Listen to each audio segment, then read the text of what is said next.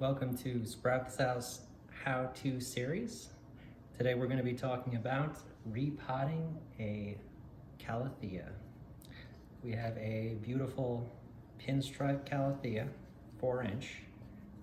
And when we talk about pot sizing in the horticultural world, 4-inch just means the diameter of the pot that the plant is in, not how high, tall, or wide it is, the plant itself. So what we're going to do today is start with a larger pot. Usually you want to choose one that's about 2/3 larger than the one you have, and you want it to have drainage holes, especially for a Calathea, which really likes a nice moist soil, but one that's well draining. They can get a little bit of root rot if they're waterlogged. So we've got an awesome pot here, and let's get onto the soil. So Calathea likes a slightly acidic soil, pH of around 6.5. What we recommend using a really high quality potting soil. We actually offer a few on SproutSouth, specific to each plant. We have some really good relationships with local suppliers. So I'm starting with a nice high quality potting soil mix here. This is about 5 parts, and we're going to add to that 1 part perlite.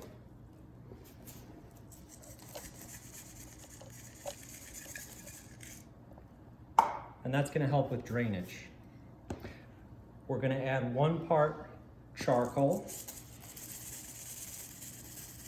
or thereabouts, and the densities of these are different too, so you don't really need to be overly specific. Charcoal does a few different things. It holds nutrients and microbes that would otherwise drain away when you're watering the plant. It also lightens a heavy soil, and that's really what Calatheas are all about. They like a very light soil. We'll add some sphagnum moss, about 2 parts, and that helps with water retention. It also lowers the pH of the soil. Some folks you'll see recommend adding some bark, orchid bark, to the mix. In this case, we're not going to, because the potting soil that we're using has a pretty fair amount of bark in it already. The reason you would add this is to help with drainage, but we've got plenty of perlite for that. Last thing we'll add is some high quality, mild, organic fertilizer. And another SproutSouth exclusive, if you'd like to check that out, feel free. I'm going to add about 2 tablespoons, or half a part. And then just mix it up.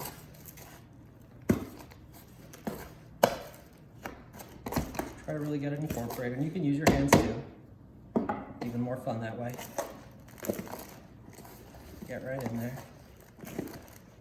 You want it to be well incorporated.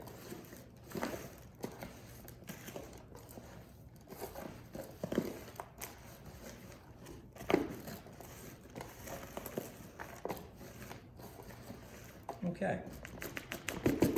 Next thing we're going to do is fill up our pot about 1/3 of the way.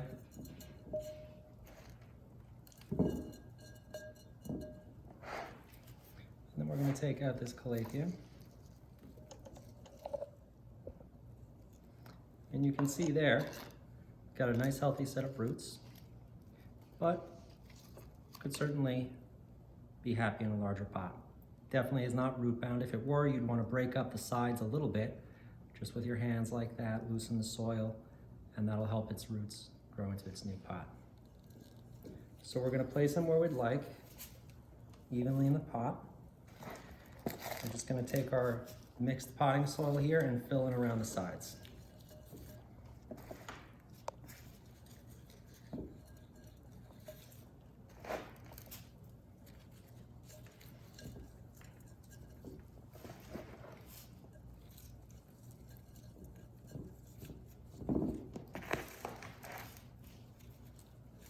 Just like that.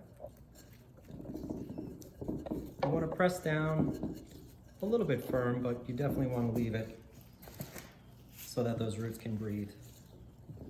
You just want to make sure he's nice and secure in there. making a mess is half the fun of planting.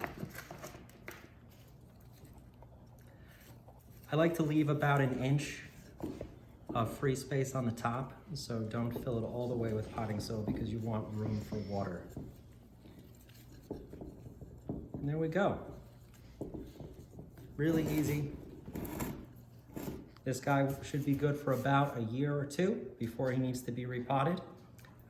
If you do want to fertilize them, make sure you use a very mild fertilizer. If liquid fertilizer, I do about half strength, and do that only in the spring and summer when these plants are growing at their peak. Hold off in the winter. Thanks for watching, and please tune in for the next one.